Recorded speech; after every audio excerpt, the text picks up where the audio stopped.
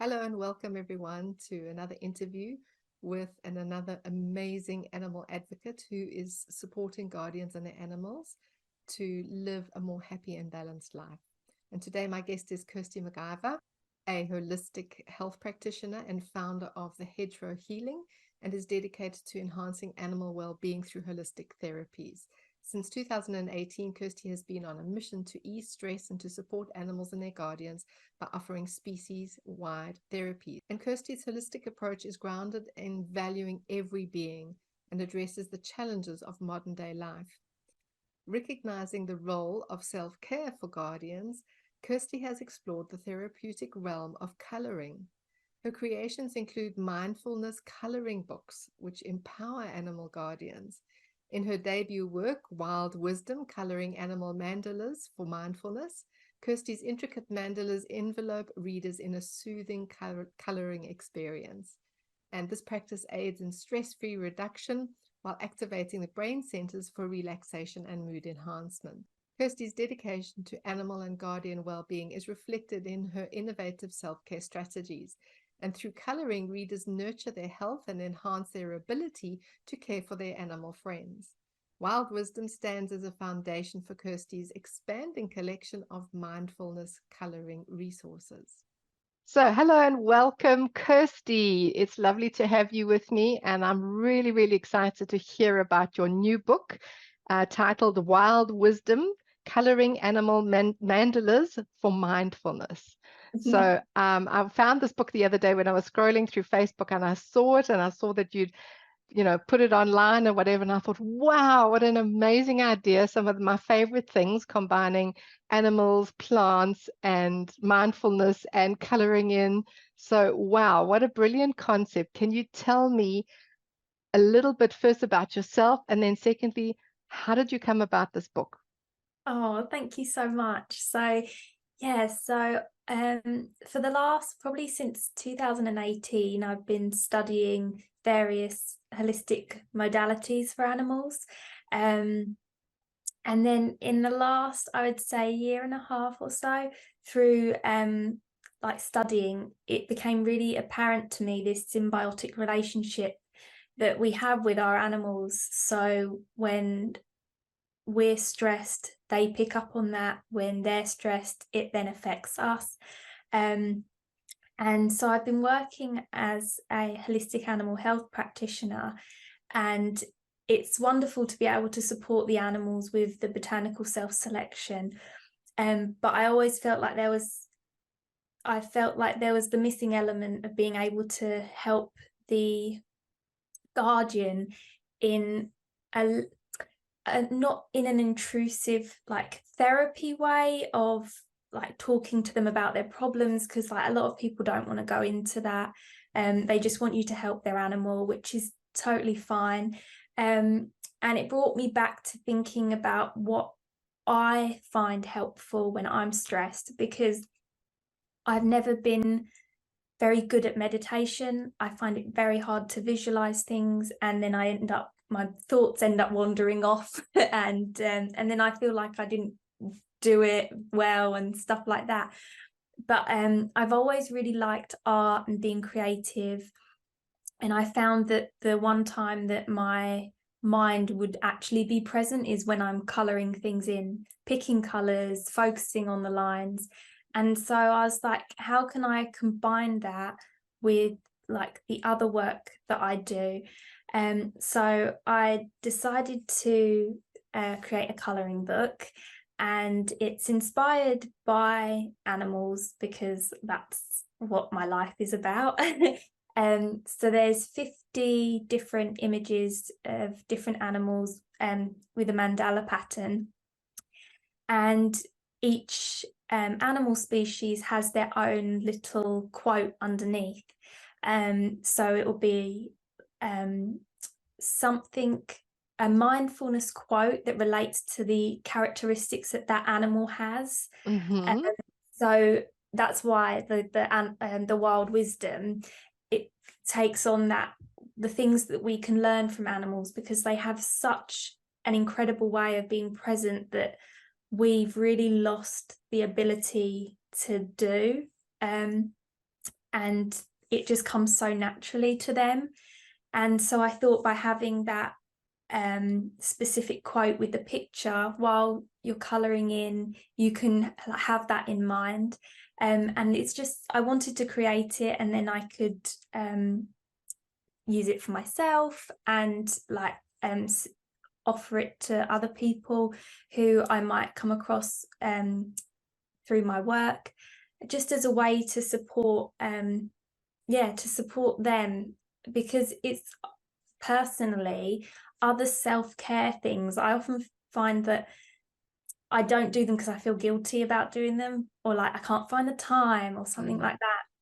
Whereas with the colouring, I can do it with my dog. I don't have to leave her to go and do it. I can like put on my favorite film in the background, or put some music on, or sit with like an essential oil or something. Like, it's actually quite versatile to how you could use it. So that's that was my main aim.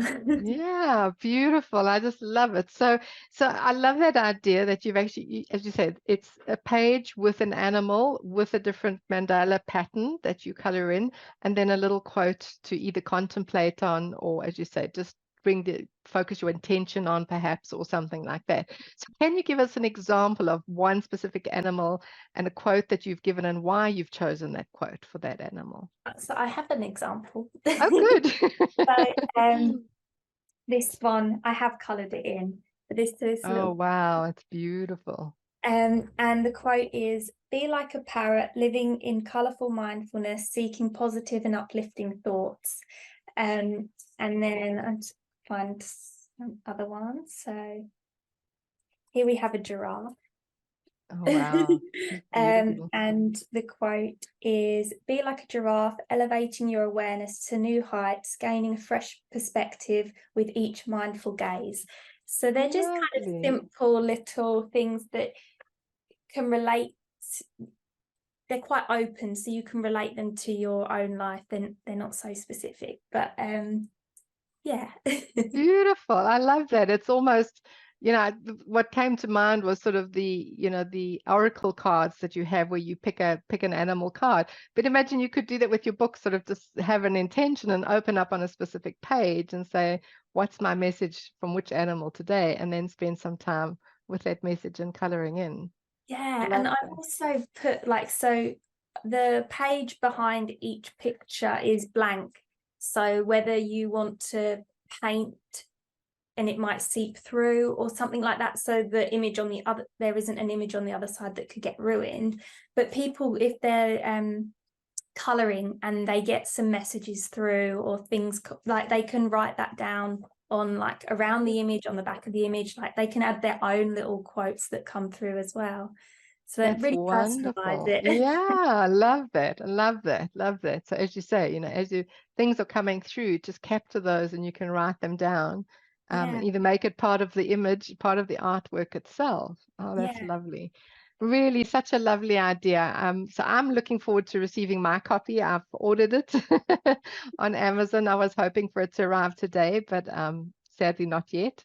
So I'm really looking forward to my copy. And certainly, as you say, it's something, because I love being creative, and I'm really bad about setting time aside for my creativity. But this sounds just up my alley, because I can do it. I can just pull it out and pull it in front of me and carry on doing it while I'm listening to webinars, because I do a lot of listening to webinars or something like that. I could do it during that.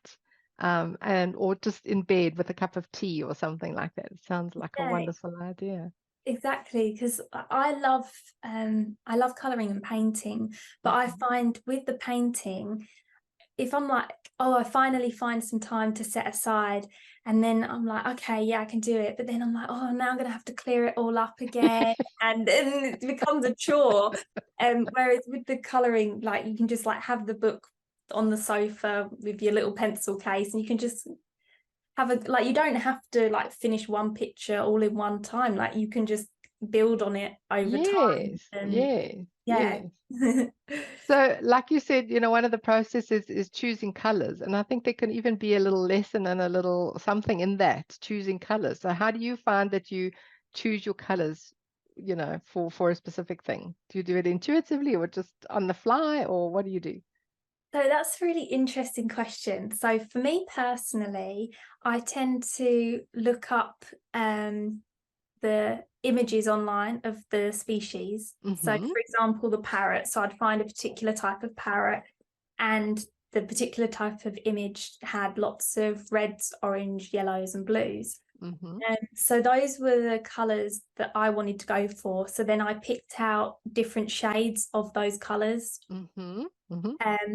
Whereas a friend of mine who recently bought the book, she sent me a picture of one of the pages. She'd colored the sloth, and she had done it in all these really beautiful bright colors. So it was really kind of psychedelic, and it was really fun. So you can go for it with the kind of the more natural look of using the colors that are Yeah. Of the associated, animal. Yeah. or whatever colors you're feeling that day, or Yeah. make you feel happy, or whatever color that you feel like represents you in that day.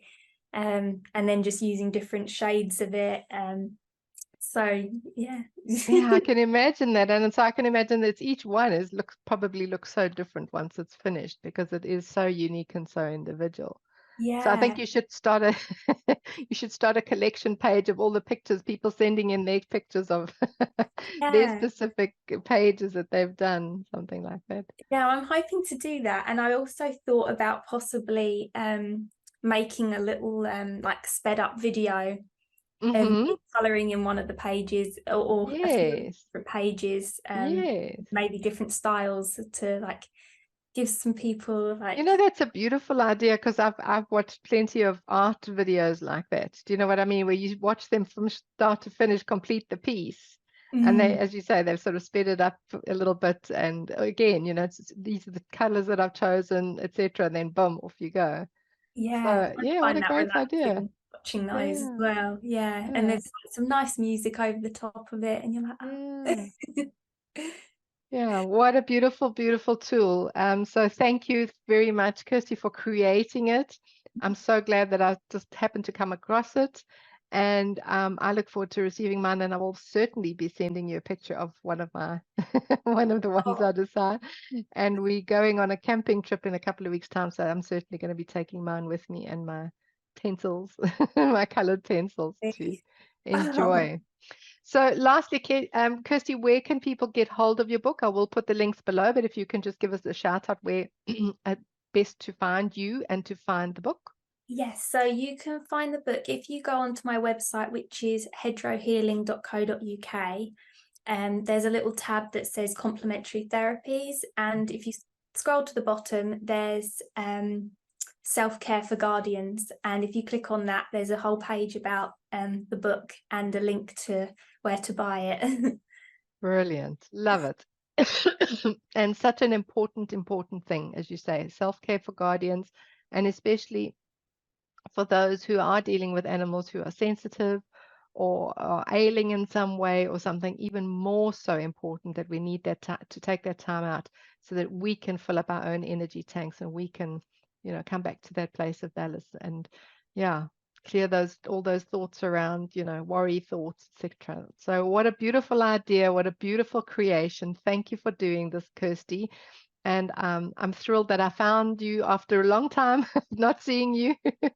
I'm thrilled that I found it, and I look forward to receiving it. So thank you. Well, thank you so much. All right. Bye-bye now. Bye.